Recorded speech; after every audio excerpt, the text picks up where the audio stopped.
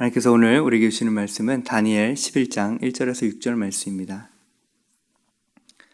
다니엘 11장 1절에서 6절 말씀입니다. 다니엘 11장 1절에서 6절 말씀을 저와 여러분이 한 절씩 교독하겠습니다. 내가 또 메대 사람 다리오 원년에 일어나 그를 도와서 그를 강하게 한 일이 있었느니라.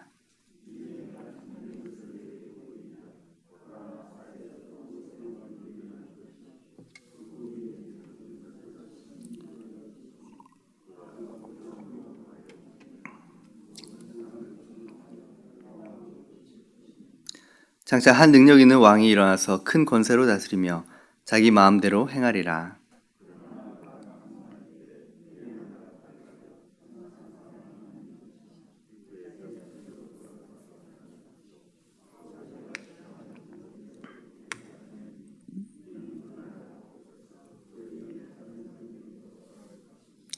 남방의 왕은 강할 것이나 그 군주들 중 하나는 그보다 강하여 권세를 떨치리니 그의 권세가 심히 클 것이요 몇 해 후에 그들이 서로 단합하리니 곧 남방 왕의 딸이 북방 왕에게 가서 화친하리라. 그러나 그 공주의 힘이 쇠하고 그 왕은 서지 못하며 권세가 없어질 뿐 아니라 그 공주와 그를 데리고 온 자와 그를 낳은 자와 그때 도와주던 자가 다 버림을 당하리라. 아멘. 다니엘이 본 마지막 환상이라고 할 수 있는 이 11장은 36절을 기준으로 두 가지 내용으로 나눠지게 됩니다. 2절부터 35절까지는 BC 150년까지의 역사적인 사건을 구체적으로 하나하나 짚어가며 다루고 있습니다. 그리고 36절부터는 역사의 종말에 이루어질 일들에 대해서 예언하고 있습니다. 하지만 각기 마지막 부분에서 각기 그 전반부와 후반부의 마지막 부분을 보면 하나님의 백성이 큰 환난을 당하고 있다라는, 큰 환난을 당하게 될 것이다라는 부분이 반복되어 나타나는 것을 볼 수 있습니다. 앞부분에서 다루고 있는 안티오쿠스 에피파네스의 박해는 뒷부분에서 다루고 있는 종말에 나타날 적그리스도로 인한 박해의 모형이요 예표입니다. 11장에서 특히 눈여겨볼 그런 대목은 일반 역사에서 중요하게 다루지 않는 사건들을 매우 중요하게 조명하고 있다는 사실입니다. 그 이유는 예언된 사건들이 역사에 반복적으로 나타나는 유형이기 때문입니다. 이를테면 국가 간의 동맹과 또 배반과 전쟁과 이러한 화친, 이러한 것들이 역사에서 계속해서 반복해서 이루어져 왔던 사실이기 때문입니다. 이처럼 역사는 한 줄기의 큰 흐름을 유지하면서 때로는 반복되는 것처럼 흘러갑니다. 하나님께서는 이러한 역사들 속에서 시대를 구분짓는 사건들을 예언하시고 또한 성취하심으로 역사를 주관하시는 분이 하나님이심을 우리에게 말씀하여 주십니다.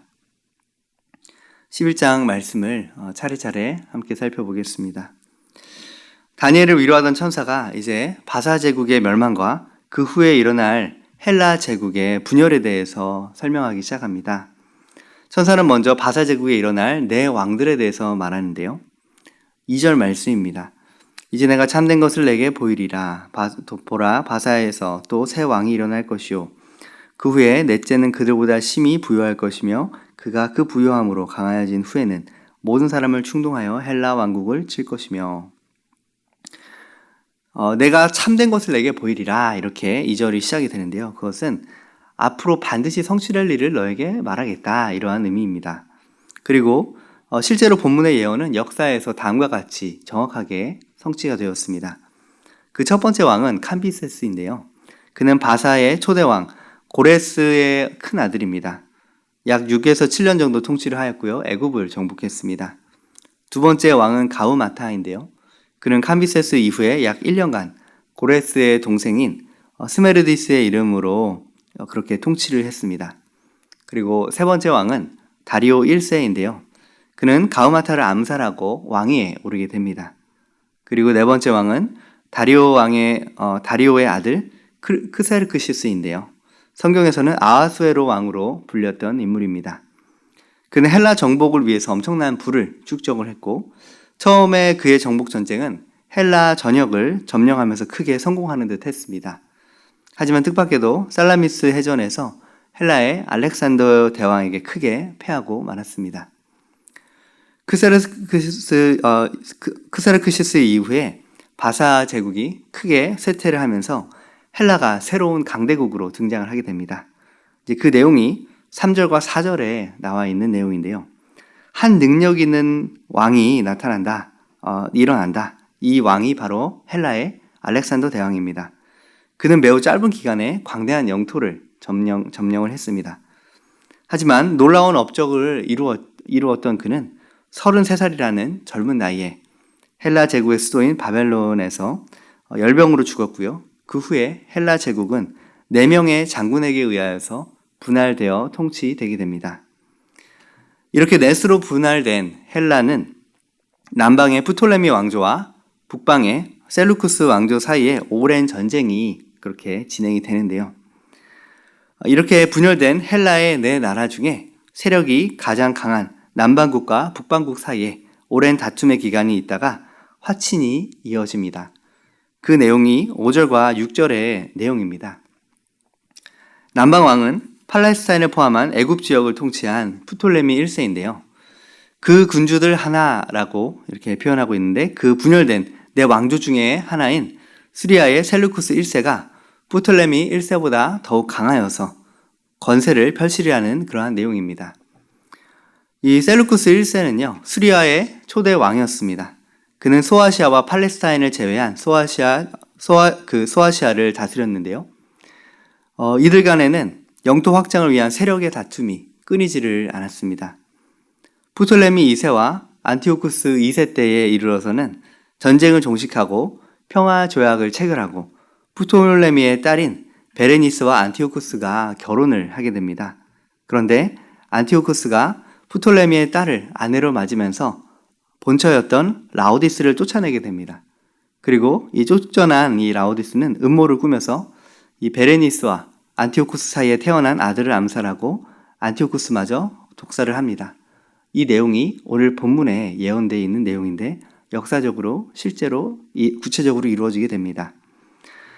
이 남방왕국과 북방왕국 사이에 정략 결혼을 통한 화친은 이 남방왕의 딸 베르니스가 암살당함으로 깨어지게 되었고, 이에 대해서 격분한 남방왕이 북방왕을 침으로써 이들 사이에는 다시 전쟁이 시작됩니다. 이 본문에는 남방왕의 딸 베르니스가 암살당한 데에 대한 남방왕의 보복이 있을 것이 예언되고 있는데요. 그 말씀인 7절과 8절 말씀입니다. 여기에 이 공주의 본 족속에게서 난 자 중 한 사람이라고 표현되어 있는 사람은 프톨레미 2세의 아들 프톨레미 3세를 가리킵니다.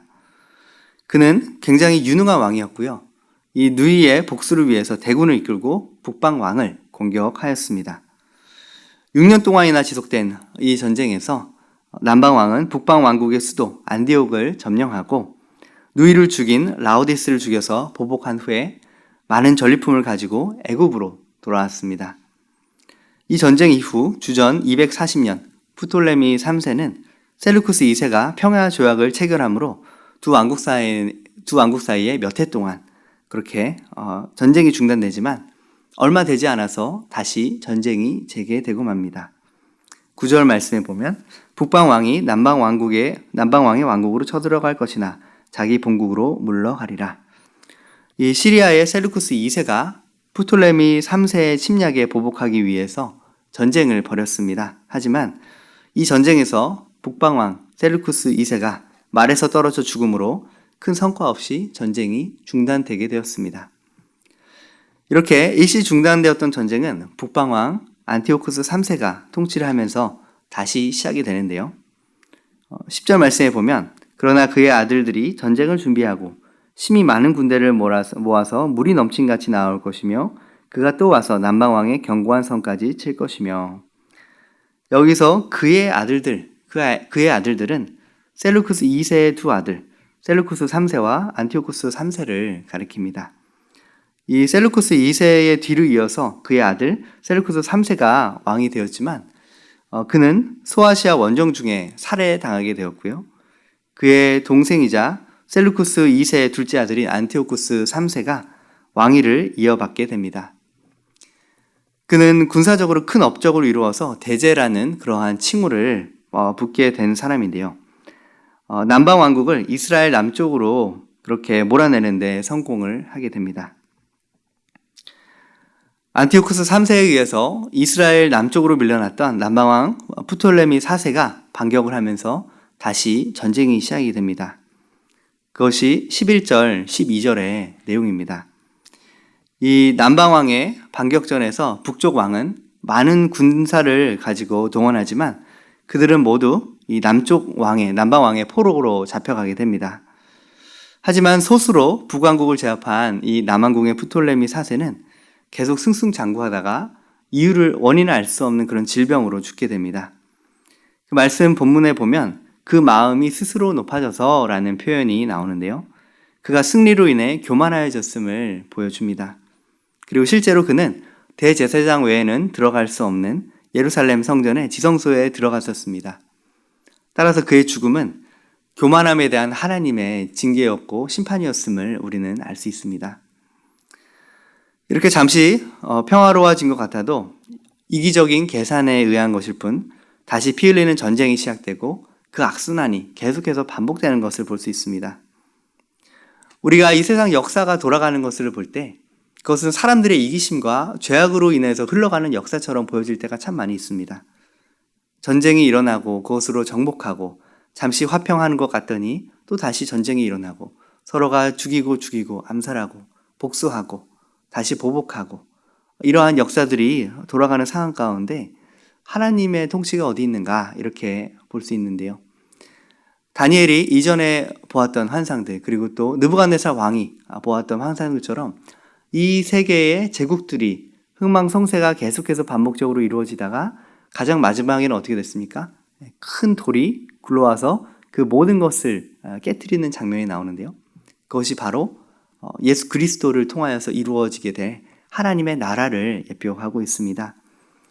이처럼 이렇게 죄악이 반복되는 것 같고 또한 악순환이 반복돼가는 그 역사 가운데 진정한 해결책은 예수 그리스도께서 이 세상 권세를 잡으시고 통치하시고 다스리시는, 그래서 하나님의 완전하신 뜻이 하늘에서 이루어진 것 같이 이 땅에서도 이루어지는 그 나라가 완성되는 것, 그것이 바로 이 반복되는 죄악의 역사의 마무리이고, 또한 우리가 이 시대를 바라볼 때 하나님께서 이 시대를 방관하고 계신 것이 아니라 하나님의 주권적인 통치 가운데 이루어가고 계시다라는 사실을 우리는 다시 한번 확인할 수 있습니다.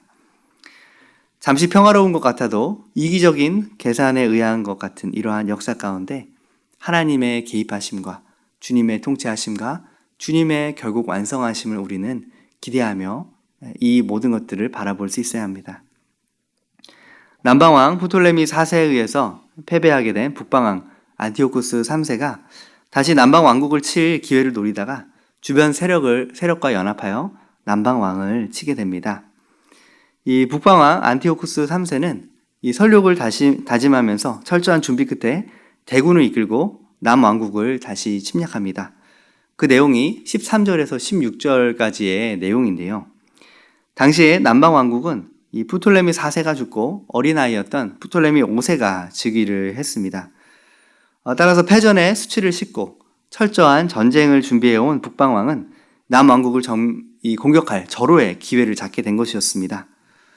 그는 마케도니아를 비롯한 소아시아의 세력과 연합하여서 남방왕을 침공합니다.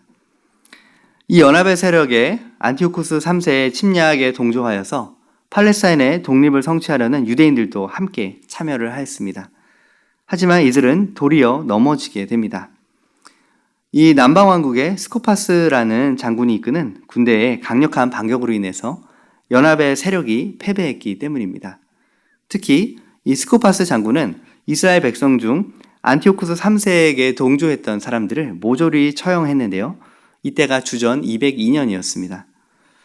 하지만 다시 전세를 가다듬은 이 안티오쿠스는 가이사랴 빌립보 근방에서 파니움 전투에서 대승을 거두게 되었습니다. 이 치명적인 타격을 입은 스코파스는 페니키아 해안에 시돈까지 퇴각을 하게 되는데요. 이 시돈에 성만은 사수하려고 노력을 했지만 토성을 쌓으면서 맹렬한 기세로 공격하는 안티오쿠스에 의해서 결국은 함락되고 말았습니다. 이로써 안티오쿠스 3세는 주전 198년에 예루살렘에 입성하고 그 땅을 완전히 장악하게 되었습니다. 이 안티오쿠스 3세는 남방왕국 곧 애굽을 완전히 자신의 영향력 아래 두려고 정략적인 평화의 조약을 맺습니다. 그것이 17절 말씀인데요. 그가 결심하고 전국에 힘을 다하여 이르다가 그와 하친할 것이요 또 여자의 딸을 그에게 주어 그의 나라를 망하게 하려 할 것이나 이루지 못하리니 그에게 무익하리라.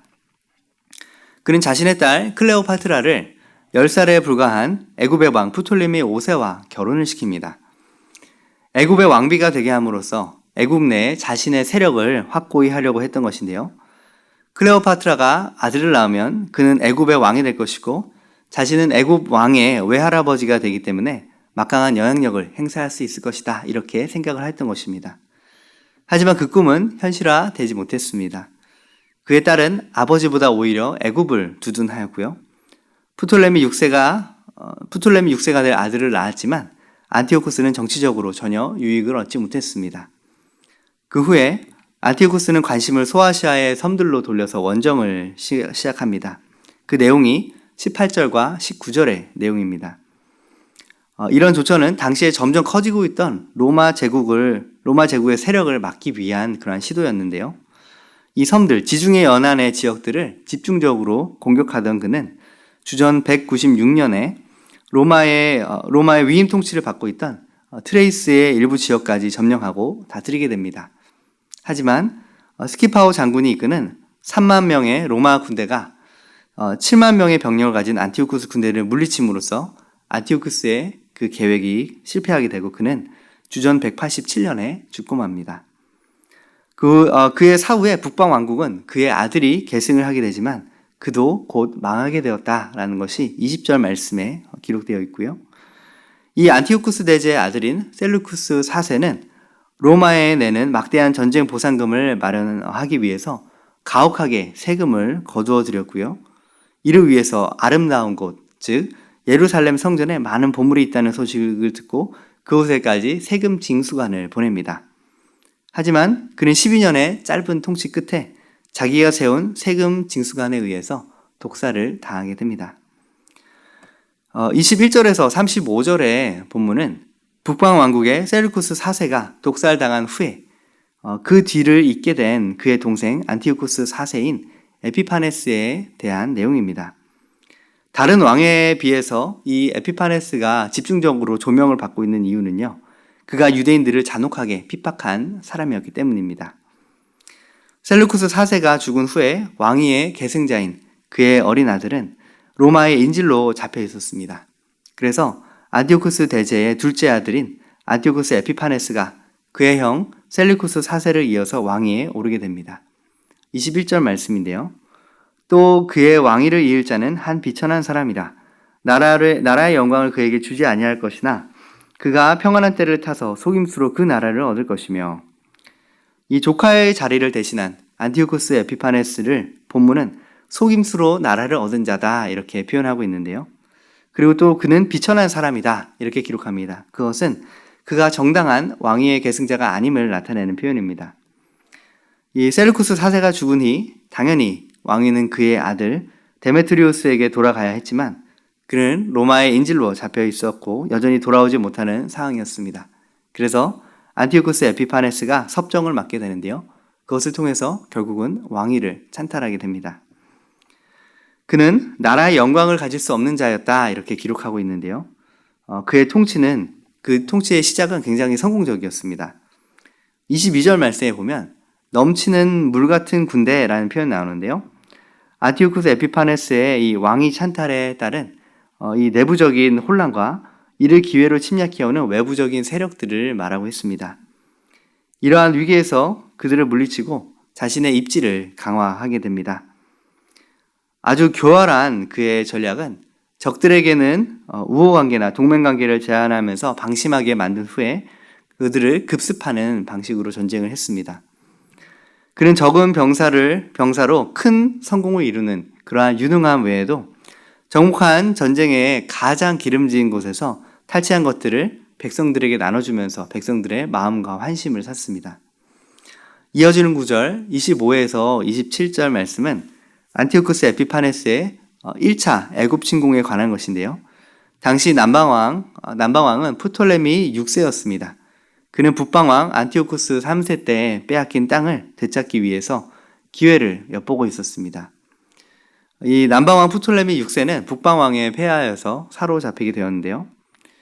이 포로가 된 왕을 기다리다 못한 애굽에서는 그의 동생인 피스콘을 대신 왕으로 세웁니다. 이때 안티오쿠스 에피파네스는 프톨레미 6세를 다시 그들의 땅으로 돌려보내서 그를 왕으로 다시 세우면서 우호조약을 체결해서 이 애굽을 합병하려고 하는데요. 하지만 프톨레미 6세는 그의 동생 이 피스콘과 협력하여서 안티오쿠스 에피파네스의 애굽 합병 계획을 수포로 돌아가게 했습니다. 이 안티오쿠스 에피파네스는 본국에 이 안디옥으로 돌아간 후에 다시 남방국을 치게 되는데요. 그러나 27절 말씀처럼 일이 형통하지 못하리니 이는 아직 때가 이르지 아니하였으므로 그 일이 이루어지지 아니할 것임이라. 이 예언처럼 이 안티오쿠스 에피파네스는 더 이상 애굽에 영향력을 미치지 못하게 됩니다. 그래서 그는 돌아가던 도중에 예루살렘 성을 장악하고 성전을 약탈하고 신성 모독적인 행위를 일삼으면서 하나님을 대적하게 됩니다. 어떻게 보면 분풀이를 했다고 볼 수 있죠. 자신의 계획대로 이 남왕국의 이 정복이 제대로 되지 않으니까 올라오는 길에 예루살렘을 들려서 거기를 완전히 초토화를 시키고 있는 것입니다. 이 안티오쿠스 에피파네스는 로마의 개입으로 인해서 이 남반국으로부터 퇴각할 뿐 아니라 그 후에 다시 이 남왕국을 치려고 했지만 실패하고 돌아가던 중에 거룩한 언약을 지키는 자들이라고 표현된 이 유다 백성을 박해하게 되는데요. 28절 말씀입니다. 북방왕은 많은 재물을 가지고 본국으로 돌아가리니 그는 마음으로 거룩한 언약을 거스르며 자기 마음대로 행하고 본토로 돌아갈 것이며. 이것은 1차 애굽 침공을 승리로 끝내고 퇴각할 때 이 유다 백성을 핍박한 사건에 관한 것을 기록하고 있는데요. 이 유다 백성들에 대한 안티오쿠스 에피파네스의 박해는 신성 모독적인 악행으로 연결이 됩니다. 그것이 이제 31절의 말씀인데요. 군대는 그의 편에 서서 성소 곧 견고한 곳을 더럽히며 매일 드리는 제사를 폐하며 멸망하게 하는 가증한 것을 세울 것이며. 성소를 더럽히며 매일 드리는 제사를 폐하였다. 이것은 예루살렘 성전의 모든 예배를 금지시켰다라는 것을 의미하고요. 또 성전의 이름을 제우스 올림포스다 이렇게 이름을 바꿨습니다. 그것은 예루살렘 성전에 자신들이 섬기는 우상들을 세웠음을 의미합니다. 뿐만 아니라 그들은 성전에서 돼지를 잡아서 우상 신에게 바치기도 했는데요. 이 돼지는 하나님께서 레위기 11장에 보면 먹을 수 없는 음식으로 하고 이렇게 제한하고 있잖아요. 그런데 그들이 돼지로 제사를 드리고 돼지 피를 성전 곳곳에 뿌리면서 그곳을 이렇게 더럽히는 일을 했음을 보게 됩니다. 그래서 이러한 가증한 행위로 성전을 모독했던 이 안티오쿠스 에피파네스는 하나님을 저버리는 자들에게 특혜를 주면서 유다 백성들을 타락시켰습니다. 32절입니다. 그가 또 언약을 배반하고 악행하는 자를 속임수로 타락시킬 것이나 오직 자기의 하나님을 아는 백성은 강하여 용맹을 떨치리라. 이러한 유혹에 많은 유다 백성들이 넘어가게 되었는데요. 하지만 이런 박해 속에서도 신실하게 살아남은 자들이 있었습니다. 그들은 본문에서 그들은 자기의 하나님을 아는 백성이다 이렇게 표현하고 있습니다. 이처럼 하나님의 편에 선 자들이 바로 마카비 가문의 사람들이었는데요.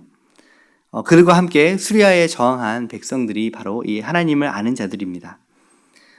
이 안티오쿠스 에피파네스의 박해 동안 생명을 보존하고자 타협하고 신앙을 저버린 사람들도 있었는데요. 하지만 그와 반면 박해에 맞서서 죽기까지 믿음을 지킨 자들이 있었습니다. 이들에 대해서 33절에서 35절 말씀에 기록하고 있습니다. 여기서 지혜로운 자라고 표현된 사람들은 지혜를 보이는 자다라는 의미로 이 백성들을 하나님께로 인도하고 율법대로 살도록 가르치는 자들을 뜻합니다. 이들은 안티오쿠스 에피파네스로부터 엄청난 박해를 당하였고 순교하였습니다. 이 예언의 구체적인 성취는 주전 168년 마카비 가문이 일으킨 반란과 연결이 되는데요. 에브라임 지파에 속한 모데인이라는 도시에 살던 제사장 마따디아스라는 사람이 있었는데요. 그는 우상 숭배의 칙령을 강요하는 안티오코스 에피파네스의 관리를 죽인 후에 5 아들과 더불어서 산으로 피신하여 저항 운동을 시작을 하게 됩니다. 처음에는 유다 백성들의 지지가 미약했지만 점차적으로 그들 주변에 뜻을 같이 하는 사람들이 몰려들었습니다.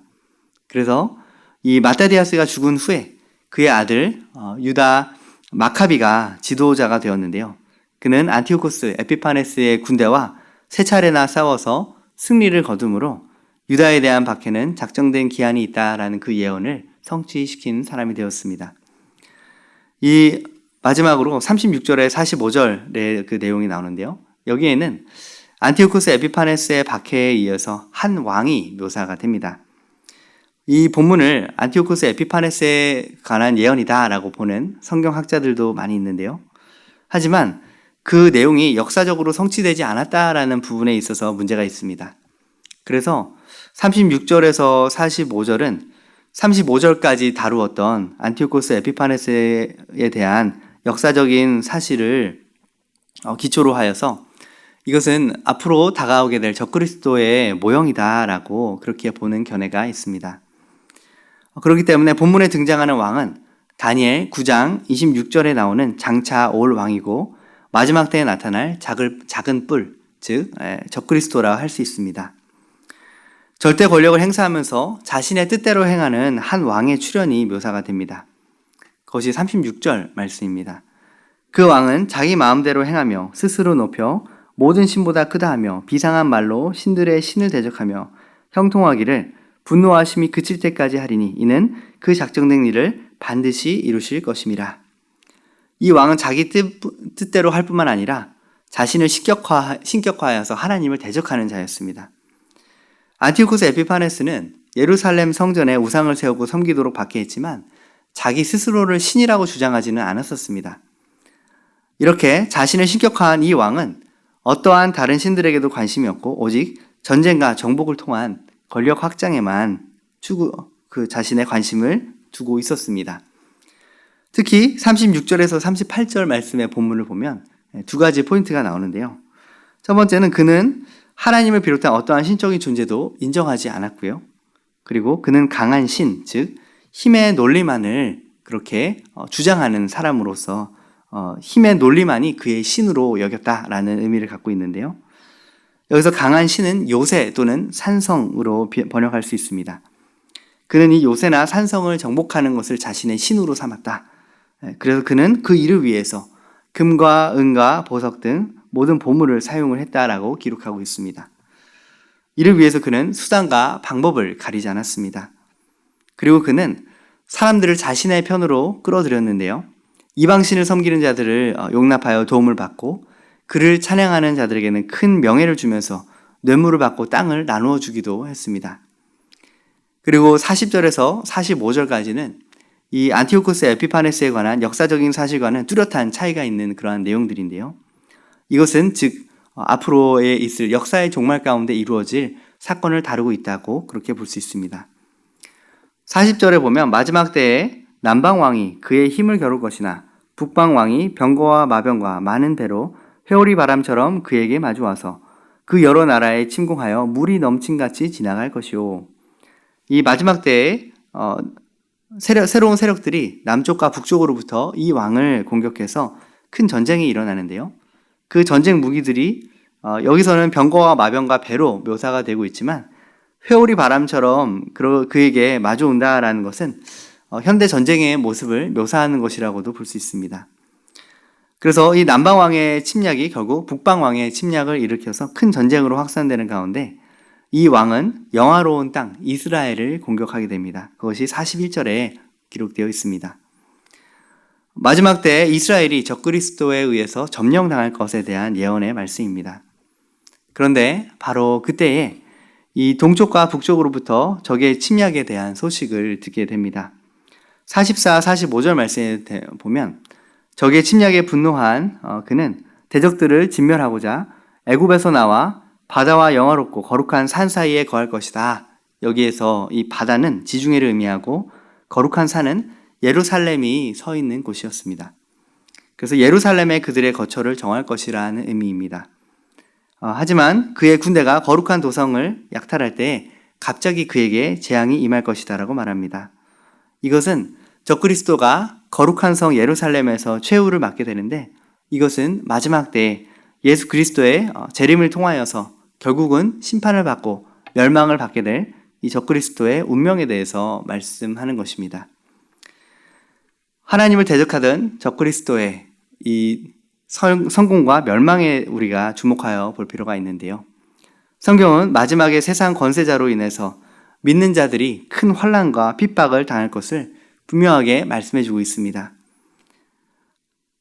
그리고 하나님을 대적하고 경건한 자를 박해하는 그가 큰 승리를 거두는 것처럼 보여질 것입니다. 하지만 어느 날 갑자기 그 누구도 예상하지 못한 순간에 그의 멸망이 임하게 됩니다. 이러한 그의 죽음은 믿는 자가 어떠한 시련 속에서도 믿음으로 끝까지 인내해야 할 소망을 우리에게 줍니다. 이 안티오쿠스 에피파네스가 박해할 당시에 마지막까지 자신을 연단하시고 정결하게 한 하나님의 사람들이 있었듯이 마지막 때 적그리스도의 박해 속에서도 끝까지 믿음을 지키는 자가 있을 것임을 말합니다. 그래서 이러한 역사의 종말과 역사의 흐름들을 우리가 바라보면서 결국은 어느 세대에 살든지 예수 믿는 자들에 대한 핍박은 반복해서 있어 왔지만 믿음을 지킨 자들에 있어서 하나님께서 그들에게 승리를 주시고 그들을 지키셨음을 알 수 있습니다. 요한복음 16장 33절 말씀에 이것을 너에게 이름은 너희로 내 안에 평안을 누리게 하려 함이라. 세상에서는 너희가 환난을 당하나 담대하라. 내가 세상을 이겨노라 하시니라. 아멘. 오늘 이 다니엘서 11장 말씀은 본문이 워낙 길어서 이걸 설명하는데도 시간이 오래 걸렸는데요.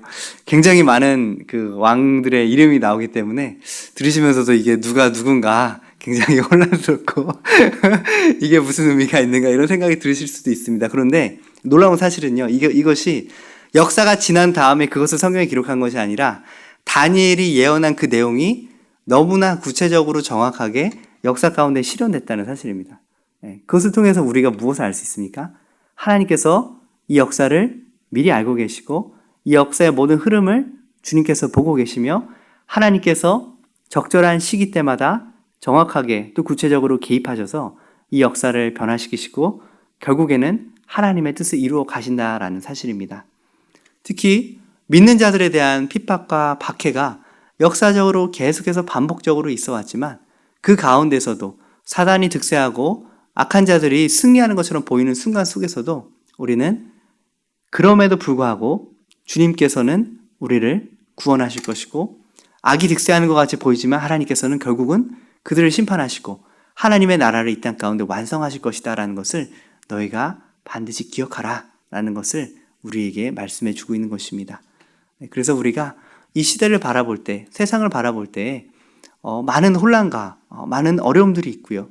또 우리가 지금은 평안한 시대를 살고 있고 예수 믿는 것으로 인해서 박해를 받고 있지 않지만 앞으로 우리가 예수님이 분명히 말씀하셨잖아요. 너희가 내 이름으로 인하여 모든 민족에게 미움을 받게 될 것이다 라고 말씀하셨는데 정말 그러한 시기가 오게 될 때에도 그럼에도 불구하고 하나님께서는 역사를 주관하고 계시고 이 역사를 주께서 마무리하실 것이다. 이것을 우리가 온전히 신뢰하며 끝까지 믿음을 지키며 나아갈 때 주님께서 세상을 이기신 것처럼 우리도 세상을 이기는 자, 그래서 주와 함께 영광스럽게 통치하고 다스리는 하나님의 대행자로 삼으실 줄을 믿습니다. 오늘도 그러한 믿음을 가지고 하루하루 승리하시고 주와 동행하시는 복된 삶으로 나아가시기를 주님의 이름으로 축복합니다. 기도하겠습니다. 하나님 감사합니다. 오늘 많은 시간에 걸쳐서 이 다니엘서 11장의 긴 본문을 간략하게 쭉 돌아보았습니다. 하나님께서 다니엘을 통해서 역사를 이처럼 구체적으로 기술하게 하시고 왕들의 흥망성쇠와 나라들의 흥망성쇠를 미리 보게 하시고 그거를 기록하게 하시며 그 가운데 성전이 회파되고 하나님의 백성들이 고난을 당하는 여러 가지 사건들이 있었지만 그 가운데서도 하나님의 개입으로 하나님의 나라가 승리하게 하시고 또한 마지막 때에 있을 적그리스도로 인한 믿는 자들의 극심한 박해의 시간들도 있을 것이지만 결국에는 주님께서 승리하시고 결국에는 주께서 그를 심판하시며 하나님의 공의가 이 땅 가운데 온전히 서게 하실 것임을 다시 한번 보게 하시니 감사합니다. 복잡한 역사의 흐름과 또한 죄악에 반복되는 그런 흐름 속에서도 우리가 하나님의 나라를 주목하여 보게 하시고 우리가 이 땅에 속한 자들이 아니라 하늘에 속한 자임을 기억하며 주님의 나라에 초점을 두고 이 땅을 살아가되 이 땅의 흐름에 휩쓸려 사는 자들이 아니라 구별된 하나님의 사람, 거룩한 하나님의 사람으로 승리하는 인생을 살게 하여 주시옵소서. 이제는 우리 주 예수 그리스도의 은혜와 하나님 아버지의 크신 사랑과 성령님의 교통하심이 오늘도 역사를 주관하시는 하나님을 신뢰함으로 주와 동행하며 앞으로 다가올 어떠한 환난과 핍박 속에서도 끝까지 믿음을 지키며 세상을 이기는 하나님의 사람이 되기를 결단하는 주의 거룩한 백성들의 머리 위에 이제로부터 영원까지 함께 하시기를 간절히 축원하옵나이다. 아멘. 함께 기도함으로 나아가겠습니다. 먼저 말씀에서와 같이 역사를 바라보는 하나님의 시각을 갖게 하시고 어떠한 환난과 어려움 속에서도 끝까지 믿음을 지키는 하나님의 사람이 되게 하여 주시옵소서. 기도하겠고요. 또 교회를 위해서 기도해 주실 때에 이번 오는 주일 5월 31일은 생명샘 예배 회복의 날, 또 6월 14일은 비전진 예배 회복의 날입니다. 계속되는 코로나19의 여파로 인해서 많은 분들의 마음이 위축이 되고 또 예배 자료 나아가는 것에 대한 부담감들을 가지고 있는 것으로 알고 있는데요. 하나님 이 사태가 종식되게 하시고 하나님 성도들의 심령 가운데 담대함과 또 평안함을 허락하여 주시고 또 성도들의 건강과 안전을 지켜주셔서 우리의 예배 자리로 나아가는 그 시간들이 풍성한 하나님의 은혜를 또 하나님의 살아계심을 경험하는 복된 시간들이 될 수 있도록 우리의 예배가 영광스럽게 회복되는 그러한 복된 시간들이 될 수 있도록 위해서 기도해 주시기 바랍니다. 또한 우리 자녀들 이제 등교가 이제 차근차근 단계별로 진행이 되고 있는데요. 무엇보다 우리 자녀들의 우리 다음 세대들의 안전과 건강을 주님께서 지켜 보호하여 주시도록 코로나19가 더 이상 확산되지 않고 감소될 수 있도록 위해서도 계속 기도해 주시기 바랍니다. 이 시간에 우리 주여 3번 부르짖고 자유롭게 기도하시다가 가시도록 하겠습니다. 주여